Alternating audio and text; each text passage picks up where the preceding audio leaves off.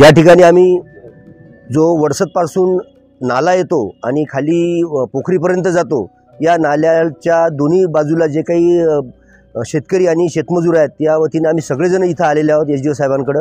या अगोदर जेव्हा महापूर आला होता मागच्या वर्षी, त्यावेळेला आमच्या गावाला बऱ्याच लोकांनी भेटी दिल्या। त्यामध्ये खासदार महोदय येऊन गेले, आमदार महोदय येऊन गेले, माजी आमदार येऊन गेले, सगळेजण आले, सगळ्यांनी परिस्थिती पाहिली, आपापल्या परीने त्यांनी आम्हाला आश्वासनं पण दिले। परंतु अद्यापही त्या ठिकाणी मूलभूत जे काही आमच्यासाठी करायला पाहिजे होतं ते केलं नाही। त्याच्यामध्ये महत्त्वाचा विषय असा आहे की आमचा जो नाला आहे तो अत्यंत उथळ झालेला आहे आणि उथळ झाल्यामुळे काय झालं की नाल्यानं भौगोलिकदृष्ट्या दिशा बदलली आणि त्यामुळं जवळपास 1600 ते 1700 हेक्टर शेती वाहून गेली। शेतामध्ये अक्षरशः दगड येऊन बसले। शेतकऱ्याच्या 10 पिढीची सुद्धा कुवत नाही की ते शेतामधले एवढे मोठे मोठे विशाल दगड काढण्याची। तर या संदर्भामध्ये शासनाकडे आमची विनंती होती। त्यानंतर नाल्याचं सरळीकरण, नाल्याचं खोलीकरण आणि त्या पुलाची उंची वाढवणं हे आमच्या मूलभूत मागण्या आहेत। यासाठी आम्ही आतापर्यंत खूप प्रयत्न केले। आमच्या मागण्या आतापर्यंत माजी मुख्यमंत्री शिंदेसाहेब, आजी मुख्यमंत्री यांच्यापर्यंत पण गेल्या, परंतु शासनाकडून अद्यापही काही आलं नाही। यामध्ये गांभीर्याचा विषय असा आहे की आता नेमका उन्हाळा सुरू झाला आणि उन्हाळ्यानंतर पुन्हा तोच पावसाळा येणार।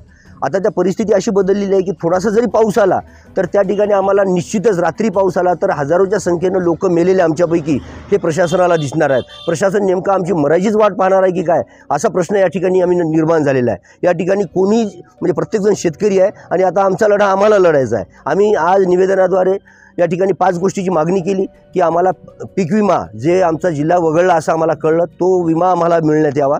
त्यानंतर आम्हाला जे शेतखरेदीचे पैसे होते जे सर्व जिल्ह्यामध्ये मिळाले, आमचा जिल्हा त्याच्यामध्ये आला नाही आणि आमचं पुसद आलं नाही आणि जे आम्ही आमचा जे तालुका होता ते आला नाही आणि आमचं जे काही नुकसान झालं त्याची भरपाई आम्हाला मिळाली नाही। त्यानंतर जे शेतमजुरांचे घरं गेले त्यांना 10,000 रुपयाचा जे सहानुग्रह निधी होता तो सुद्धा आमच्या गावाला अजून प्राप्त झालेला नाही।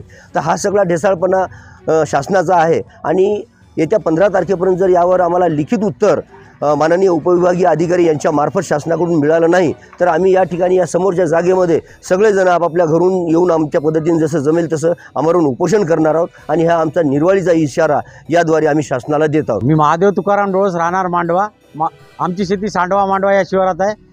मागच्या वेळेस ढगफुटीचा हे झाला होता, ते आमची पूर्ण शेती नाल्याकाठची जे शेती वाहून गेली आहेत त्याच्या आज पंचनामे झाले असेल, आम्हाला कोणताही मोबदला भेटला नाही आणि आम्हाला मोबदला न भेटल्यामुळे आम्ही 15 तारखेला इथं आमरण उपोषण करणार आहोत आणि ते जर नाही परवानगी केली आम्ही आमच्या शेतातच आत्महत्या करणार आहोत। ही शासनानं दखल घेऊ, कारण आम्हाला पीक विमा मिळाला नाही, खड्डी सगळे आमदार खासदार सगळ्या शासनानं एसडीओ साहेब आले, कलेक्टरचे आदेश आले, शासनानं कोणताही आणि आमची आज पोझिशन अशी आहे आमच्या खिशात 10 रुपये सुद्धा नाहीत आणि आमच्या जमिनीला गिऱ्हाईक जर पाहिलं 10,000 रुपयाने कोणी घेणार नाही अशी पोझिशन झालेली आहे। मी जगावं का मरावं हे शासनानं ठरवायचं आहे। 15 तारखेला आम्ही इथं उपोषण करणार नाही। जर परमिशन मिळालं तर आम्ही आमच्या शेतातच आत्महत्या करणार, हे शासनानं याची दखल घ्यावी।